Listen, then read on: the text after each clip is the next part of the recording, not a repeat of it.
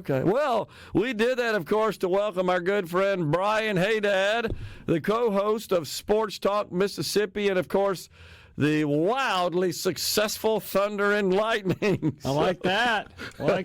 What's going on there, Brian? I'm doing well. All right. Now, the last time I was here, you promised we would talk about the economy or whatever. When next time I came on, what are we doing here today?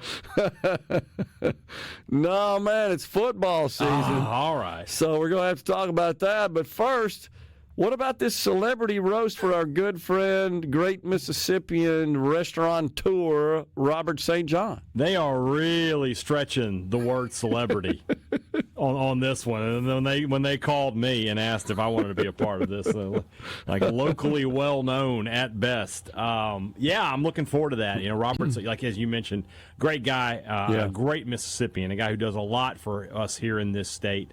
And so it should be a fun evening. I went back and watched some of last year's roast of Wyatt Emmerich, and I was just like, oh, they're all wearing coats and ties. Great. Fantastic. That's exactly how I wanted to dress.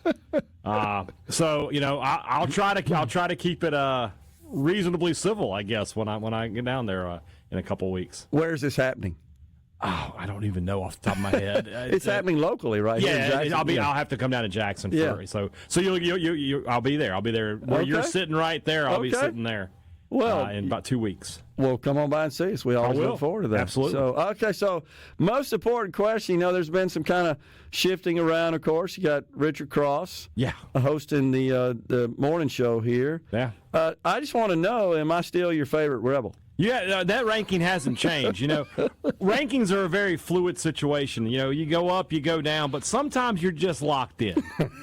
And that's where Gerard Gibbert remains at all times. You know, you would have to do something heinous to be knocked out of that perch, I tell you. Well, I'm honored, my good friend. So, all right, man, big football game coming up Saturday, Mississippi State and Southern Miss. I was on the beautiful campus of Southern Miss yesterday, helping my fraternity brothers with Rush, closing out Rush down there. You know, I ride by the campus a lot, but don't spend a lot of time inside the campus of Southern Miss.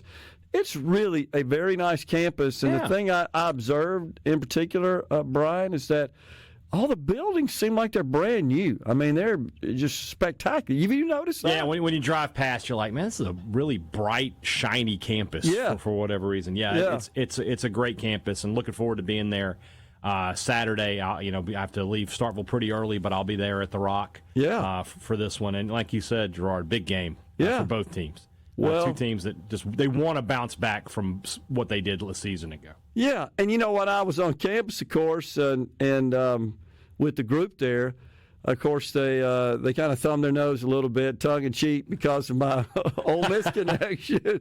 But, of course, they had to rub it in. You guys won't play us. Yeah. And, you know, I got to tell you, Brian, when I was in school, and that was a long time ago, we did play Southern Miss, and they beat us like a red-headed stepchild, as they say. Ole Miss said enough of that. So homecoming in the rain, I remember one year, they just beat us up and down the field. And I think it's going to stay that way, Gerard. You know, Keith Carter's been asked about that. Ole Miss does not have any interest in playing Southern Mississippi. Mississippi State, you know, they play this one, and then there's another home and away scheduled for 2030-31. Okay. Between these two schools. But now that being said, with the news of last week, with the SEC moving to 9 games, I don't know if those games will happen or not. Yeah, because that makes it a little more difficult to get that in the schedule. When you look at you're playing an uneven number of conference games. So you're going to have some years where you have 5 home conference games and some years where you have 4. Oh, yeah. And those years where you have 4, you can't give away a road game to a non-conference opponent if you want to have 7 home games. Good point. So I don't know how the schedule is going to look in those years, but if that game at Hattiesburg is in a year where State only has 4 conference home games, I can't see it being played, to be honest. Okay, interesting. So tell us, what are your expectations for the game?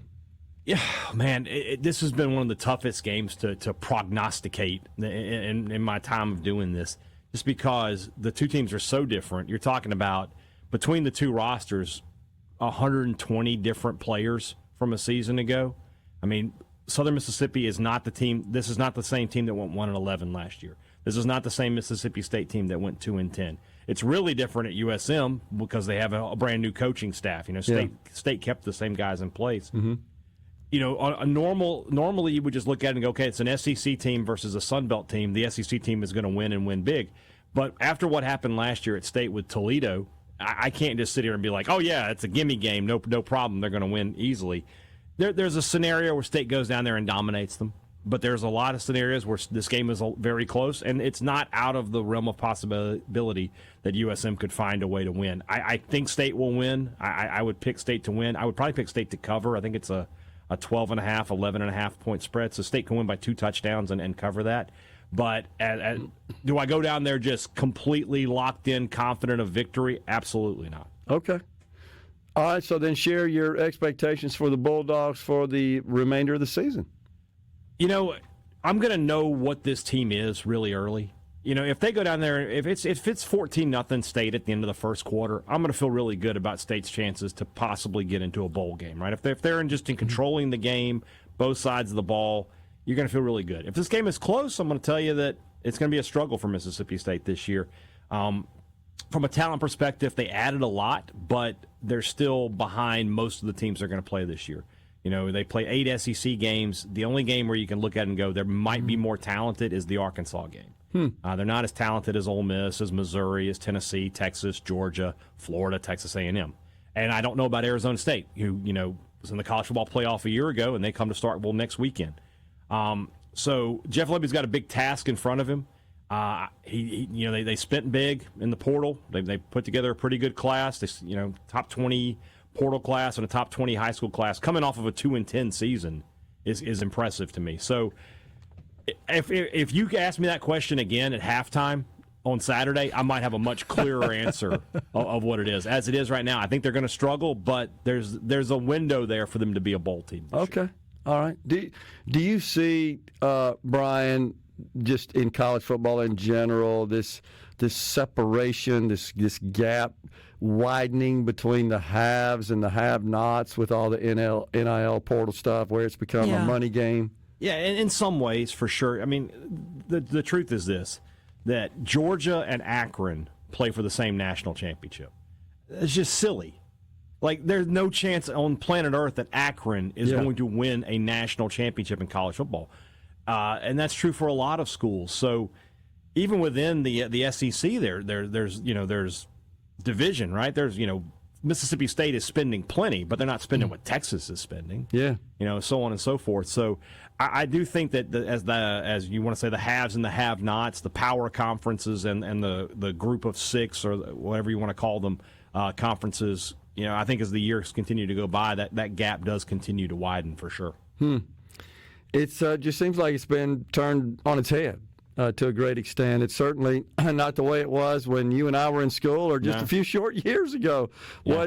What now is encouraged and accepted and required was totally illegal, and it would get you kicked out of the sport. Yeah. It's it was all done under the table. And what's funny is I feel like a lot of fans, they were okay with it happening under the table. But now that it's out in the open, they don't want to talk about it. It's like, I can't believe we're paying these players. I'm like, guys, we've been paying the players under the table for 5 decades. What are we talking about? But now that it's out in the open, and it's taxable income. The state might benefit from this. Let's go. Exactly. Yeah, I hadn't thought about that in that respect, but that is absolutely right. Are you hearing, do you think, that people will get disinterested as they consider more that these are not student athletes? Yeah, I hear that, and then you still see the crowds on the weekend, and the ratings are still super high. If your team is winning, it's impossible not to be excited about them. So I think people like to say that the same way a lot of people were like, oh, I'll never watch the NFL again. Well, what are the ratings for the NFL right now? Yeah. People can't live without football, Gerard. It's what we have to do on the weekend. Like a drug. I'm here. Absolutely.